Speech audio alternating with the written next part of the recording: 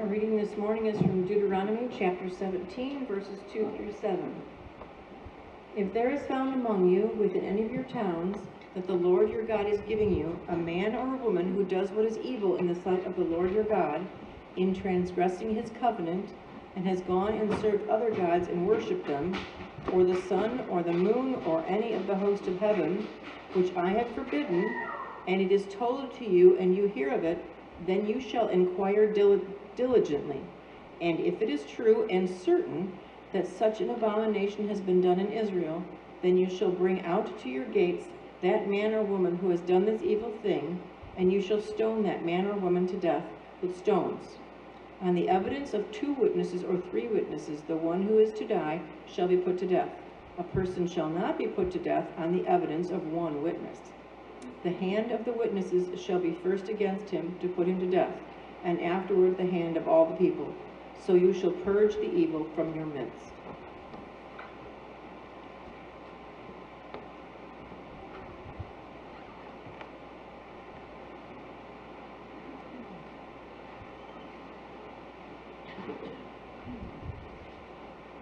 Well, we're nearing the end of our study of the book of Judges, and last week we considered what I think is one of the most horrific accounts that are contained in the pages of the Bible. It's a tough passage to read, it's a tough passage to contemplate, and it's a very difficult passage to preach, as I told you last week. And I wish I could tell you that this week is going to be a lot better, but I can't. Because even though the narrative isn't as graphic as it was in chapter 19, the events are equally, if not more disturbing, if only because of the scale that they take on. When we left off last week, you'll remember the Levite had just cut his concubine into 12 pieces, and he had sent a part of her dismembered corpse to each of Israel's 12 tribes as a call to arms, that he was showing them something very definite had happened in a nonverbal, graphic way. In sending her 12th of her to each of the tribes, he was calling them to come together and fight. And as chapter 20 opens, we see that his message has hit home with his countrymen, and it's had its desired effect. The shock value worked as armed men from every part of the nation come together. When reading of the gathering of Israel here at Mitzvah in chapter 20, we might well be encouraged by the description that our author uses. The first thing we read is that all the people of Israel came out. We haven't seen a whole lot of unity as the book of Judges progressed, and here we see all of Israel has come out. Then we see the author add the phrase, from Dan to Beersheba. And looking at a map, you see that Dan was situated at the extreme northern edge of the land, and Beersheba was in the extreme south. So if you were looking at a map of the promised land, you would see that what he's done there is he's encompassed, he said, they all came out, and then he goes further and shows us a picture that they all came out from all over the land.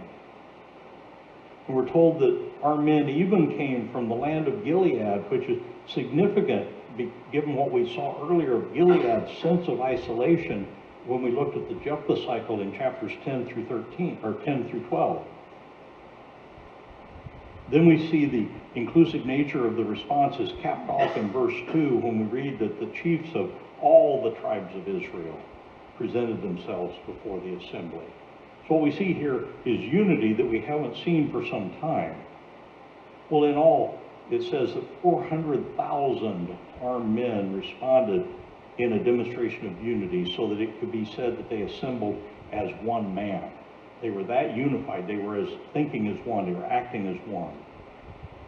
And given the decline that we've seen, that unity is a welcome change. And when we consider the success that this unnamed Levite has had in bringing his people together, remember he's not named in this passage. He was from an obscure place in Ephraim, and yet he was able to bring all these people together in a way that no one else had. And that's impressive. Even Deborah, who might have been one of the most successful in bringing her countrymen together, Deborah and Barak weren't able to motivate and mobilize the nation and the military the way that this man has. And at this point, it appears that the Israelites weren't even entirely sure why they had been called out to join together. They didn't know. All they seemed to know was that they had witnessed a thing never before seen in Israel when they received a piece of the woman's body.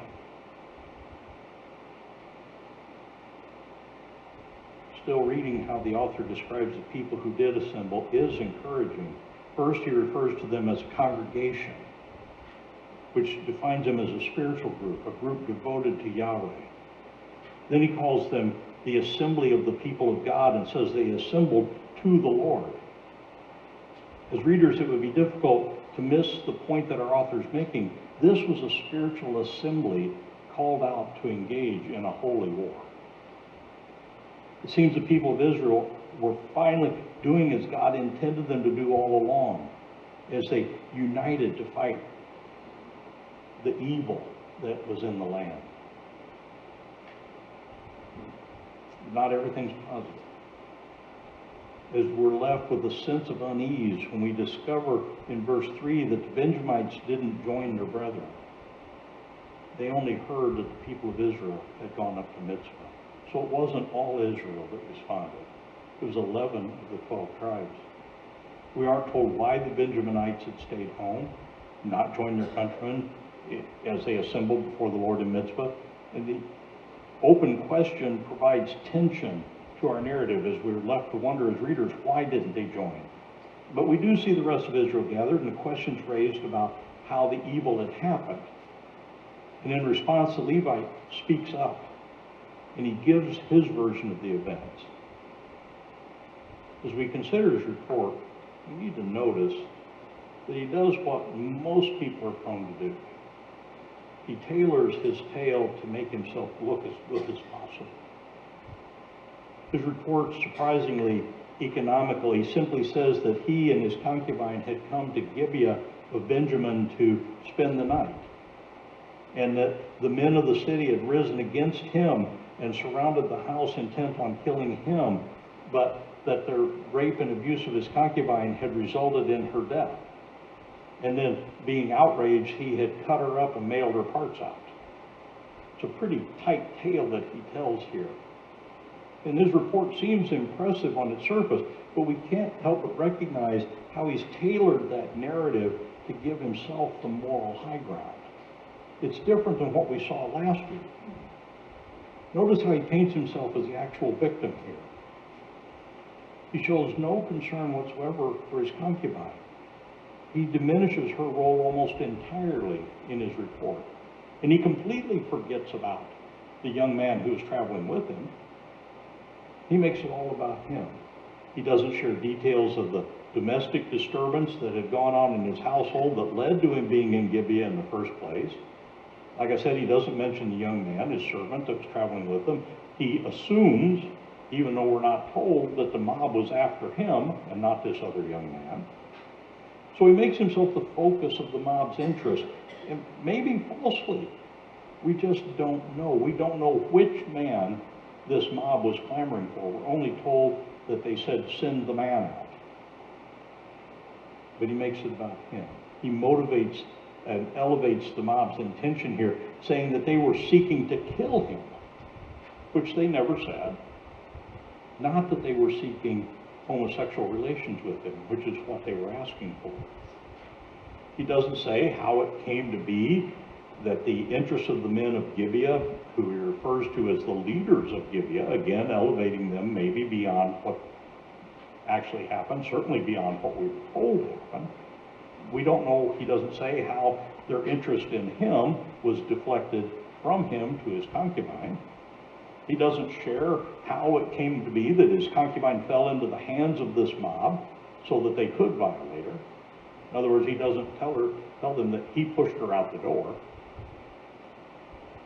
And while he ties her death to the mob's actions, his words don't conclusively rule out the possibility that he had a hand in her death. He simply says she died. Actually, the fact that we read in verse 4 that he's introduced as the Levite, the husband of the woman who was murdered, further muddies the water, as the word there indicates a premeditated murder. And if the mob had only intended to abuse her and then let her go, we have to wonder why her death would be called premeditated murder. That's an open question. It's a question that's never answered. But if she didn't die as a result of her abuse, then her husband's status, we have to recognize, instantly shifts from being an innocent victim to being a despicable criminal. Despite the Levite's motives and his self-serving revisions in his versions of the events, we see that his report had its intended effect. Israel listened to it. The assembled Israelites were obviously impressed by his report, and they vowed to take action against the scene of the crime, Gibeah. And the troops unanimously agreed that no one would return to their home until Gibeah had been dealt with. Their minds to go to war made up, they then determined how to proceed, as we read in verse 9 that they decide to draw lots to see who would go up against Gibeah first. And at first that sounds okay, doesn't it? It sounds a lot like what we saw in Judges chapter 1, when the Israelites inquired of Yahweh and asked who should take the lead in the charge against the Canaanites. But then we notice that there's no mention at all of Yahweh here. They only intended to discover his will by casting lots, somewhat tangentially. It's also problematic that they don't ask God if they should attack Gibeah. They made that decision on their own, without apparently inquiring of the Lord in any way. They simply decided that was what they were going to do, and then they sought to determine who should lead the fight. And again, they did that without directly asking God. Verse 10 shows us that the leaders of the gathered forces might have recognized that this could be a prolonged campaign. We see them set aside 10% of their troops to maintain supply lines for those doing the fighting. That was the purpose of the lot that they took. Who would be the 10%? And the lot fell on 10% of the men, and they were used then as supply clerks. And I suspect the designated men were tasked with scavenging and foraging for food throughout the Benjaminite countryside. They were a long way from home, so they had to do something to gather up enough food. At the end of verse 10, we see them state that their objective is to defend the covenant standard of justice by dealing with the errant Benjaminites. And again, we're tempted to see this as a positive sign. It sounds right. Finally, after everything that we've seen in the record of the judges, Israel is finally committed to rooting out the evil in their midst, just as God had stated he wanted them to do.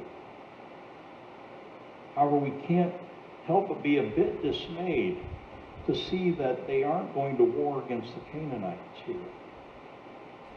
Their zeal is directed against their own country. They appear to be fired up. They're ready to attack. So what they do next is somewhat commendable. They send delegates throughout the tribe of Benjamin to demand an accounting for the crime committed in their midst. But all is not as it should be, even in this gesture, because we see that they've already rendered a guilty verdict without hearing the other side of the matter. As we saw in our scripture reading, they should have done. They should have sought more witnesses. They demand that the Benjamites hand over the guilty so that they can execute them, thereby purging the evil from Israel. And then we're surprised to read that the Benjaminites choose to side with the rapists. They don't go with their kinsmen. They don't join the other 11 tribes. They side with the rapists. And we can't be sure, but maybe they'd already decided what course they were going to take when they didn't answer the call to arms along with the rest of Israel. Maybe they thought that blood was thicker than water. They did come together now, though. As we see in verses 14 through 16, let's read those together. It says, The people of Benjamin came together out of the cities to Gibeah to go out to battle against the people of Israel. And the people of Benjamin mustered out of their cities on that day 26,000 men who drew the sword, besides the inhabitants of Gibeah, who numbered 700 chosen men. Among all these were 700 chosen men who were left-handed. Everyone could sling a stone at a hair and not miss. So they had 26,700 troops, of which 700 were crack slingers. They should have investigated the situation themselves when they heard what happened. We saw that in our scripture reading. They should have handled the violators themselves if they didn't want to hand them over for justice outside the tribe. But here we see that they're determined to defend the evildoers, so they summon fighting men from all the towns of Benjamin. And our author adds a note that helps explain the surprising success that the Benjaminites are going to have against a vastly superior numerical force of the other tribes in these 700 left-handed slingers that are included in the army. We look briefly at this verse, just touched on it when we studied the Ehud judge cycle many weeks ago, because he was also said to be a left-handed man. When we looked at it back then, we talked about how being left-handed in the military would have been considered a liability because their fighting stance and their style would be backward compared to everybody else. They'd have the shield on the wrong hand. They would hold the sword in the wrong hand. And it'd be like eating next to someone who's left-handed. You'd be hooking elbows the entire time. It wouldn't mesh with the soldiers beside them. God, Tim, I see you back there. I know you're tough to eat. But with 700 left-handed soldiers put together to form a troop of their own, that what would have been a disadvantage was transformed into a distinct physical and maybe even more important psychological advantage. It'd be like a right-handed boxer coming up against a southpaw for the first time. You'd be thrown off balance. You wouldn't know what to do. And these 700 left-handed Benjaminites were excellent marksmen, we're told. They were able to cast a stone out of a sling and not miss the smallest target. So therefore, it's somewhat remarkable that their left-handedness is never mentioned again. We're not told what, if any, specific impact they had on the battles that followed. We're just told that they were there. Then again, in verse 17, the author reminds us of the size of the combined Israelite forces to draw attention to the vast disparity between the two sides. Benjamin's outnumbered by more than 15 to 1. 400,000 against 26,700. So the stage is set for a direct military confrontation. We naturally expect to read next that Benjamin suffered a sound defeat at the hands of their brethren. But our author slows down the narrative. He slows it way down at this point as he recounts that not one, but 3 battles ensued. The first battle is related in verses 18 through 21. Let's read those together. It says, the people of Israel arose and went up to Bethel and inquired of God, who shall go up first for us to fight against the people of Benjamin? And the Lord said, Judah shall go up first. When the people of Israel rose in the morning and encamped against Gibeah, and the men of Israel went out to fight against Benjamin, and the men of Israel drew up the battle line against them at Gibeah, the people of Benjamin came out of Gibeah and destroyed on that day 22,000 men of the Israelites. The first battle opens on a hopeful note. We see the Israelites go to Bethel and ask God which tribe should lead the fight.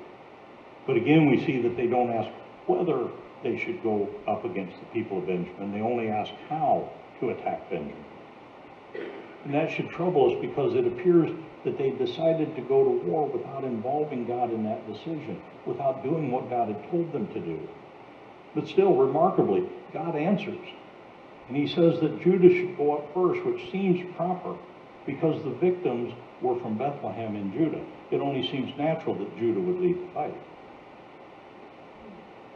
However, we want to be sure and note here that God doesn't give them an assurance of victory. He simply says Judah should lead. But, eager for the fight, we read that the Israelite army rose early the next morning and attacked Gibeah, only to suffer a humiliating defeat. Despite being vastly outnumbered, the Benjaminites struck down 22,000 Israelite soldiers. Think of that. 22,000 dead on the battlefield. That works out to just shy of one casualty per Benjaminite soldier. Curiously, the author doesn't mention how this was accomplished. He doesn't account for any Benjaminite casualties whatsoever. You might think that such an outcome as that would give the Israelites pause, that they would wonder if they were on the right track. But in verse 22, we read immediately that they weren't exactly demoralized. They encouraged one another and took up their positions once more in preparation for a second battle on the next day. Then we read how before they entered the fray the second time, the people of Israel once again inquired of the Lord. But it's different this time. This time, they went weeping. And we see that the previous day's defeat has caused them to question the rightness of their actions. This time they asked the better and more fundamental question, should we attack our kinsmen? So they're finally asking the right question. And God's answer is unequivocal. As we read in verse 23, the Lord said, go up against them. They got a definite yes. But again, note that God doesn't give them assurance of victory for the second time. The second battle is related even more briefly than the brief first battle was. In verses 24 and 25, it says, so the people of Israel came near against the people of Benjamin the second day, and Benjamin went out against them out of Gibeah the second day and destroyed 18,000 men of the people of Israel. All these were men who drew the sword. So the second battle results in another Israelite defeat as they suffered another 18,000 casualties, while once again no mention is made of Benjaminite losses. So at this point I suspect that the combined Israelite force was beginning to feel a little bit like Charlie Brown, finding himself flat on his back after trying to kick the football only to have Lucy pull it away again. I'd be wondering, what is God up to? Why isn't he giving them defeat? After suffering, or giving them victory, after suffering 2 defeats and losing 1/10 of their army, things were getting serious in the Israelite camp. They were really starting to wonder now. Remember, after their first defeat, the author records they simply went up and wept before the Lord. But now we see a much more intense effort put into determining God's will. Now he's got their attention and they're wondering, are we doing well? In verse 26, we read that the whole army went to Bethel.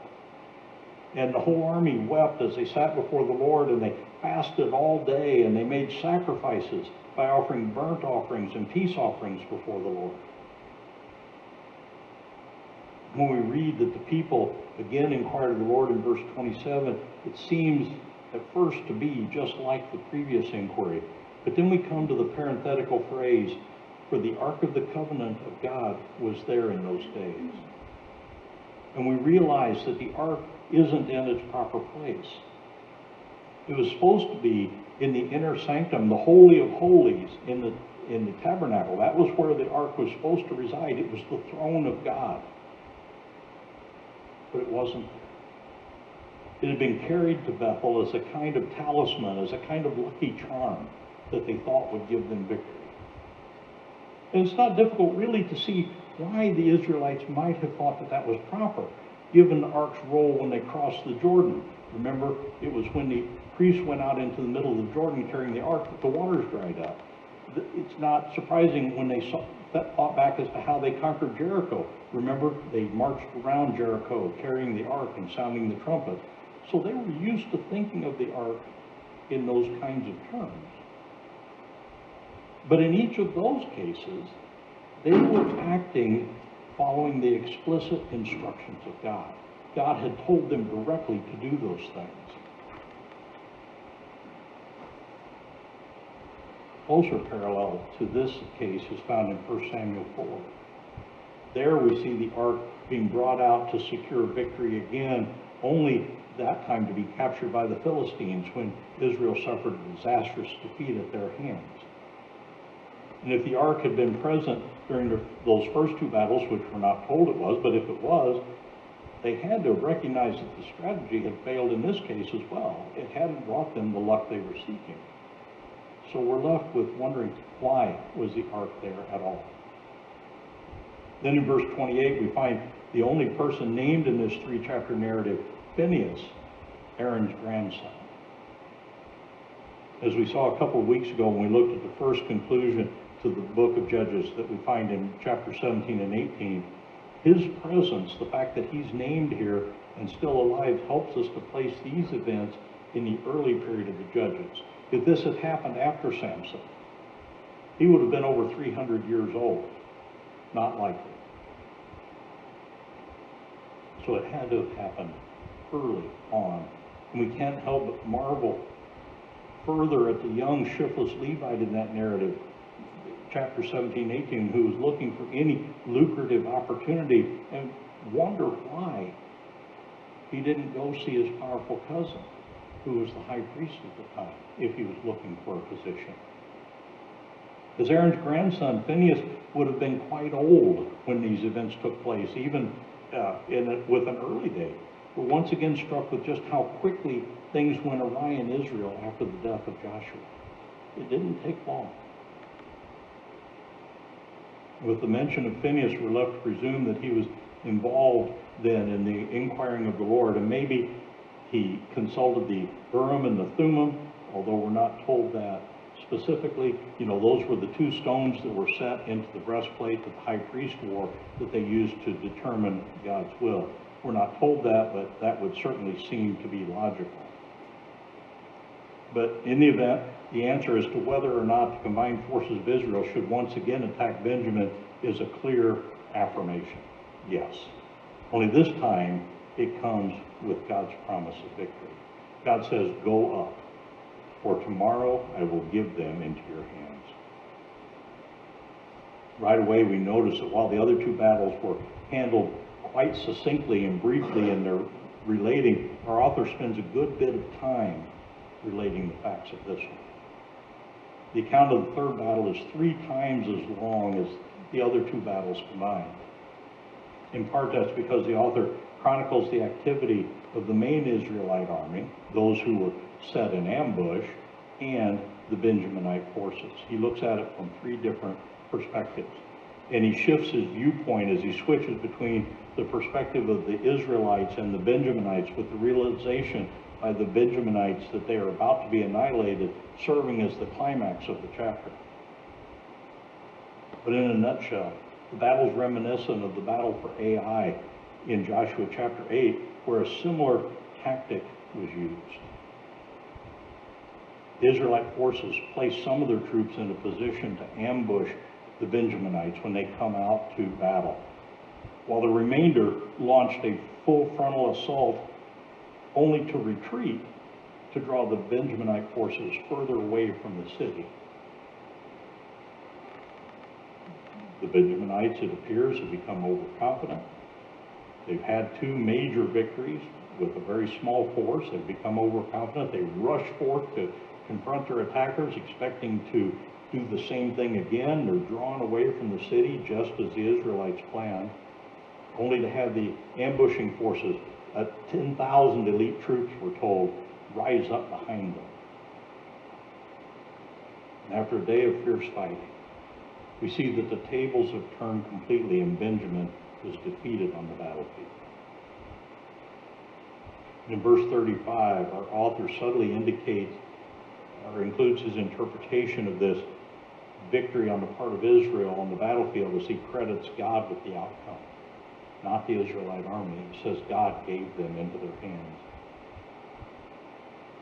And the final accounting of Benjamin's losses here in verses 44 through 47 reveals that out of all the tribe of Benjamin, only 600 soldiers escaped.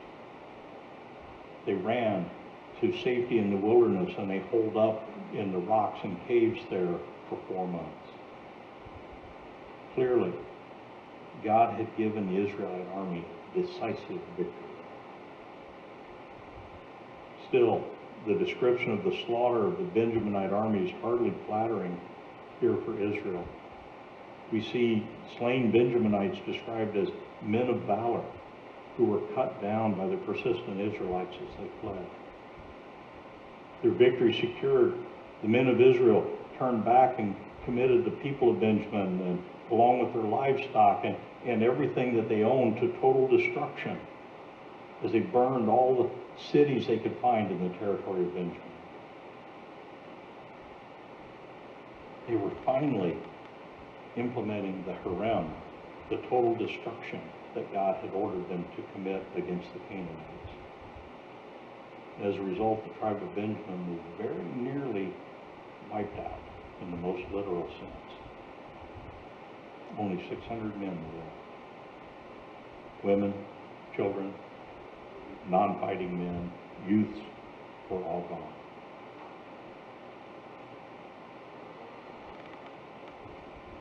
There is something positive to be said about the nation of Israel coming together in a wholehearted war against evil.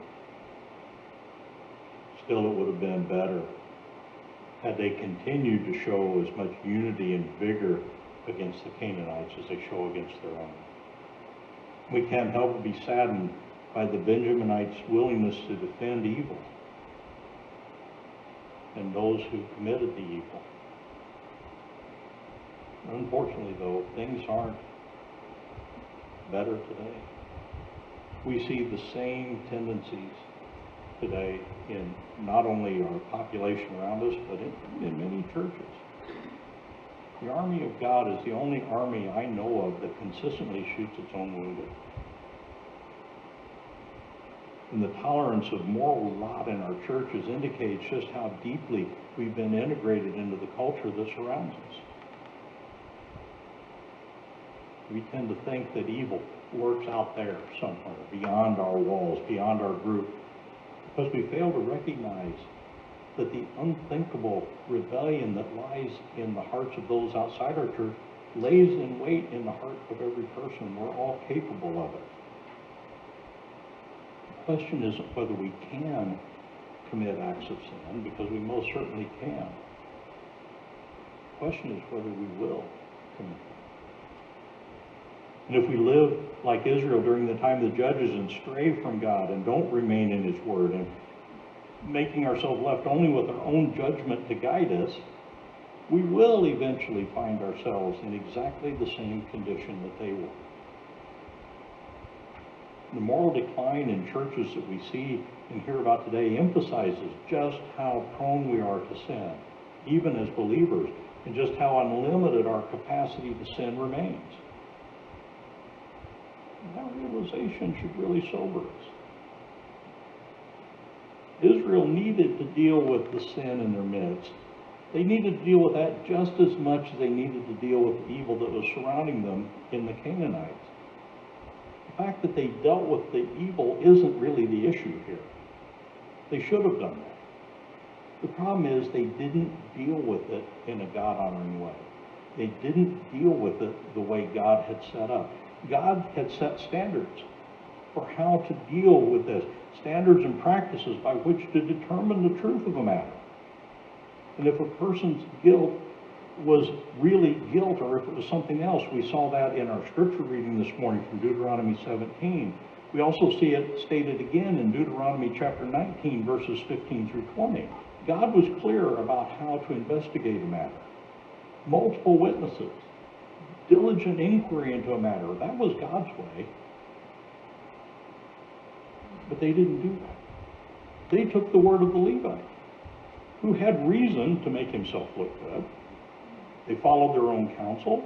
They made decisions without involving God. They only sought God's approval on their plans, and they went further than God's justice would seem to prescribe. They didn't just go after the men who had perpetrated this evil. They killed everybody. Everybody they could lay their hands on. They went too far. And we have the same capacity today for making our prayers more about my will than thy will, and seeking to have God bless our ideas and our plans, and to go off on a tear as soon as we think we're right. God and Israel both wanted justice. That's not questionable. God and Israel both wanted justice in this case. But Israel's understanding of justice had become muddled and misguided. So in the end, God's will and Israel's will did indeed intersect, but they were not perfectly aligned. In the end, God allowed Israel to execute justice. He allowed them to execute it as they saw fit, while using their actions to fulfill his judgment on the whole nation, not just Benjamin. This was judgment of the nation of Israel in total. We need to realize that God sometimes gives his people what they want. He will give us what we pray for, to teach us a lesson. I believe that's what we see in this account. He gave them what they wanted, to teach them a lesson.